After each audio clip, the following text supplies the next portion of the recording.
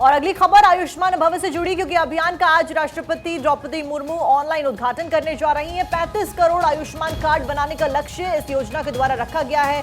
अब पीएम मोदी के जन्मदिन पर 17 सितंबर को पीएम मोदी का जन्मदिन है, उस बीच मेले लगाए जाएंगे। पीएम मोदी के जन्मदिन से पहले योजना की शुरुआत की जा रही है। केंद्रीय स्वास्थ्य मंत्री मांडविया ने भी यहां पर शिरकत करते हुए नजर आएंगे और 17 सितंबर से 2 अक्टूबर तक इस कार्यक्रम के चलने के लिए जानकारी दी गई है। तो बेहद महत्वपूर्ण हो जाता है आयुष्मान भव अभियान का शुरू होना। 35 करोड़ आयुष्मान कार्ड इस बीच बनाए जाएंगे, जो कि सीधे तौर पर आम जनता को लाभ पहुंचाते हुए महिमा यहां पर नजर आएंगे। देखिए 60 करोड़ का टारगेट था, लेकिन अभी तक 25 करोड़ पूरे हो पाए हैं। 35 करोड़ और यहां पर कार्ड बनाए जाएंगे। अगली खबर की रुख करते जो कि इससे जुड़ी हुई है।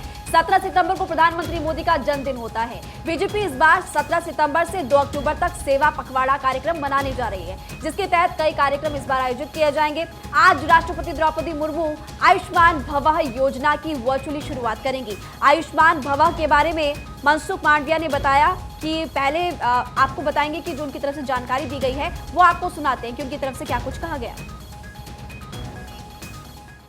कि 17 सितंबर से 1 पखवाड़ा तक हम आयुष्मान भव अभियान चलाएंगे और ये अभियान के तहत हम आरोग्य लक्ष्य सेवा का प्रचार प्रसार करें, लोगों में आरोग्य के प्रति जागृति हो और भारत सरकार के जो कोई कार्यक्रम चल रहा है उसका मिशन मोड में इम्प्लीमेंटेशन हो, उस उद्देश्य के साथ हमने आयुष्मान भव अभियान को लॉन्च किया है।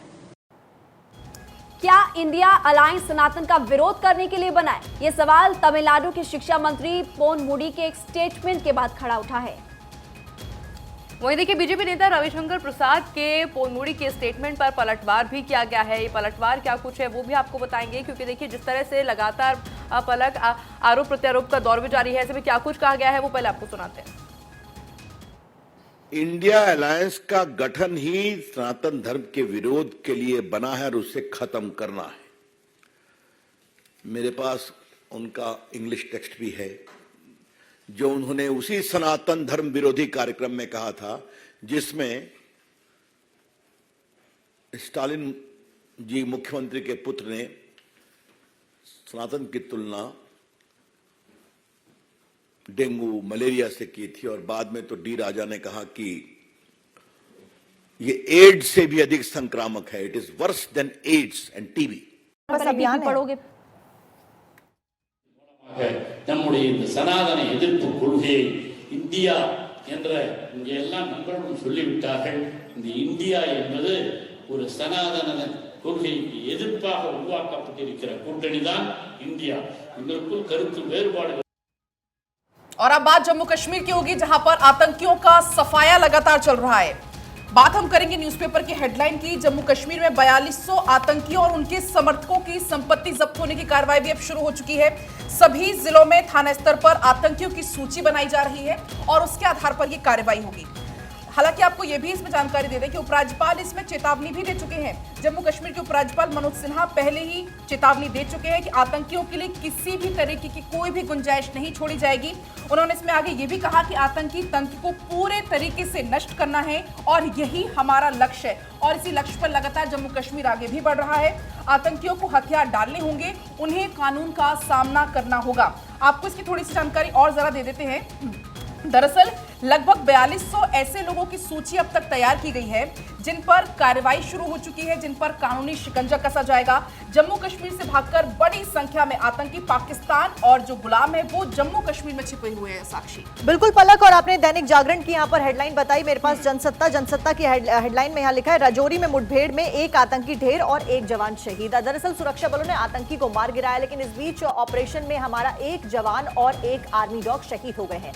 2 जवान और 1 स्पेशल पुलिस ऑफिसर घायल हो गए, जिनको अस्पताल में भर्ती कराया गया। और उसके बाद क्योंकि देखिए लगातार ऑपरेशन ऑल आउट चलाया जा रहा है और ऑपरेशन ऑल आउट के तहत चप्पे चप्पे पर सेना के जवान तैनात रहते हैं और जो आतंकियों के खिलाफ एक मोर्चा खोल रखा है महिमा, उसी के तहत यहाँ पर यह निर्णय बेहद महत्वपूर्ण हो जाता है। जी, अब अगली खबर की ओर आगे बढ़ते हैं और आगे जो खबर है अखबारों में वो है इंडिया गठबंधन से जुड़ी हुई मीटिंग आज होने वाली है और ये मीटिंग कई मायनों में खास हो जाती है। हिंदुस्तान इस वक्त मेरे पास अखबार है और इसकी हेडलाइन है कि इंडिया की बैठक में आज सीट बंटवारे पर चर्चा संभव मानी जा रही है।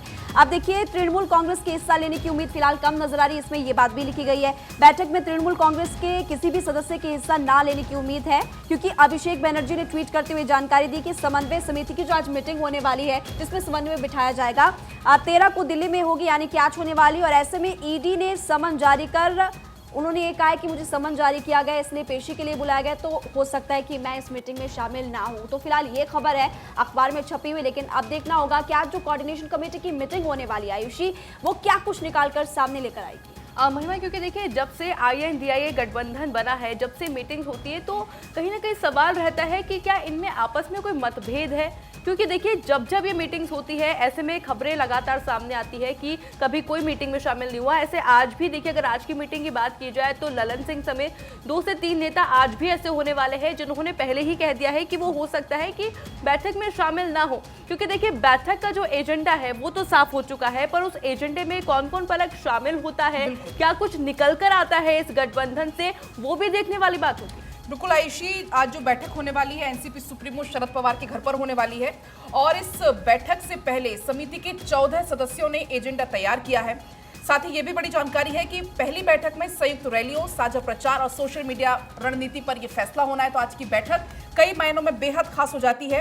अभी आप बात कर रहे थे कौन कौन शामिल होने वाला है, तो जेडीयू अध्यक्ष राजीव रंजन सिंह की जगह बिहार सरकार के मंत्री संजय कुमार झा बैठक में शामिल होंगे, ये बड़ी जानकारी मिली। बिल्कुल पलक, और देखिए एनसीपी चीफ शरद पवार के दिल्ली आवास पर यह बैठक होने जा रही है। उस बीच कई सारी रणनीतियों के ऊपर यहाँ पर चर्चा होती भी नजर आएगी, क्योंकि सीट आवंटन को लेकर लगातार हम देख रहे हैं जितनी भी 3 बैठकें हुई है उसमें एक कोऑर्डिनेशन बनता हुआ नहीं आया है। फिलहाल ये 14 लोगों की मीटिंग होने जा रही है, 14 सदस्य कमेटी का गठन, और इसमें ये मीटिंग होगी। और इसमें ये भी खबरें सामने आ रही हैं पलक कि शिवसेना प्रमुख जो है उद्धव ठाकरे, वो भी यहाँ पर कल मुलाकात करके आए शरद पवार से, और काफी घंटों तक ये मुलाकात चली। और सबसे महत्वपूर्ण बात एक और हो जाती है कि संसद का विशेष सत्र शुरू होने वाला है, और विशेष सत्र के ऊपर भी यहाँ पर चर्चा की संभावना। और इससे पहले भी हमने देखा था सोनिया गांधी ने पत्र लिखकर पूछा था कि एजेंडा क्या कुछ होगा।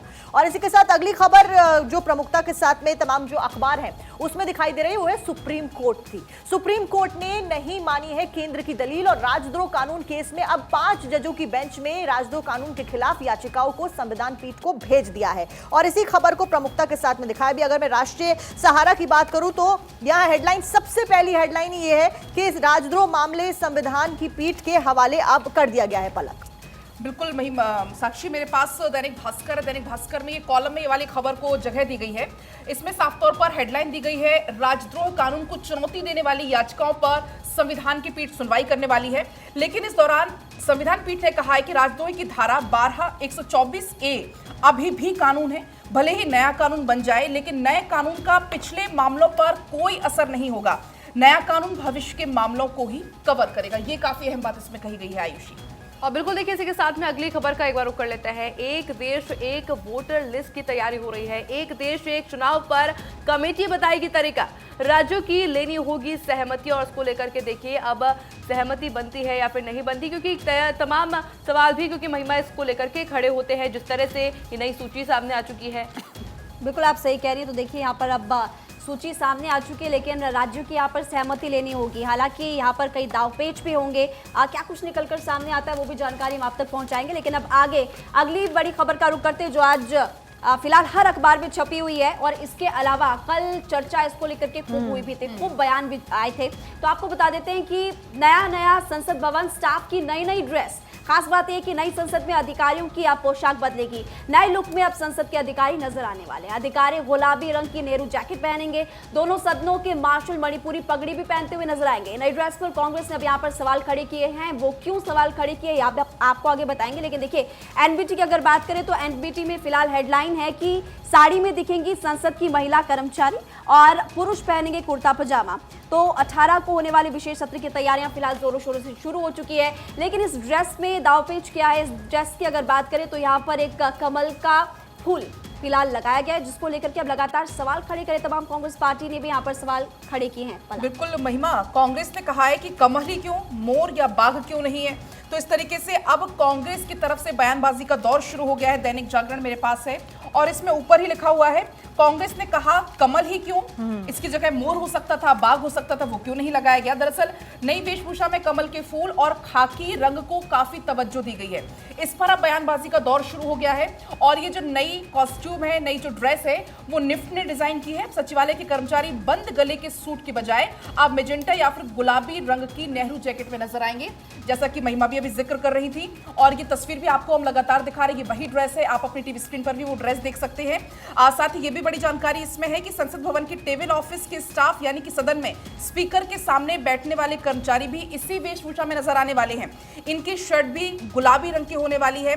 18 से 22 सितंबर तक का ये विशेष सत्र बुलाया गया है और इस विशेष सत्र में आपको नई पोशाक देखने को मिलेगी। जैसा कि महिमा ने भी आपको बताया कि जो महिलाएं हैं वो आपको साड़ी में नजर आने वाली हैं। और पलक, खास बात यह है क्योंकि भारतीयता से प्रेरित होकर के इस ड्रेस को डिजाइन किया गया है। और वो तस्वीर आपको याद होगी कि तमाम G20 के मेहमान यहाँ पर आए थे और उस वक्त मोदी जैकेट थी, कितनी सुर्खियों में बनी हुई थी, सभी के फेवरेट वो बनी हुई थी। और चलिए आगे रुक कर लेते हैं खबरों का। चीन के खिलाफ भारत का गेम चेंजर कदम, पूर्वी लद्दाख में ड्रैगन की टेंशन बढ़ाएगा न्योमा एयरफील्ड। और ऐसे में देखिए बेहद खास हो जाती है खबर, क्योंकि जिस तरह से ये देखा जा सकता है कि न्योमा को लेकर के अब जो नया कदम भारत के द्वारा उठाया गया है, ऐसे में क्या कुछ खास इसमें आगे रहने वाला है वो भी देखने वाली बात होगी। ड्रैगन की टेंशन बढ़ाएगा न्योमा एयरफील्ड। और देखिए साक्षी, ये एक खास हो सकता है किसी सशस्त्र बलों के लिए भी एक गेम चेंजर साबित होगा। बिल्कुल आयुषी, और देखिए जिस तरीके से चीन ने अपनी नापाक हरकतों से चीन कभी बाज नहीं आता है और अपनी विस्तारवादी नीतियों के लिए चीन बखूबी जाना जाता है। और हमने देखा किस तरीके से जो मैप था वो भी गलत उसकी तरफ से दर्शाया गया और फिलहाल जो चौकसी है वो कई गुना बढ़ा दी और ये भी एयरबेस उसी कड़ी में एक महत्वपूर्ण जो रोल है वो निभाने जा रहा है। और इसी के साथ खबरों का सिलसिला आगे बढ़ाते हैं। आपको बता खबरों का सिलसिला आगे बढ़ाएं उससे पहले फर्स्ट इंडिया की बात कर लेते हैं। फर्स्ट इंडिया ने लिखा हुआ है कि Nyoma airfield will be a game changer. चलिए आगे बढ़ते हैं। बिल्कुल, Nyoma field will definitely be a game changer.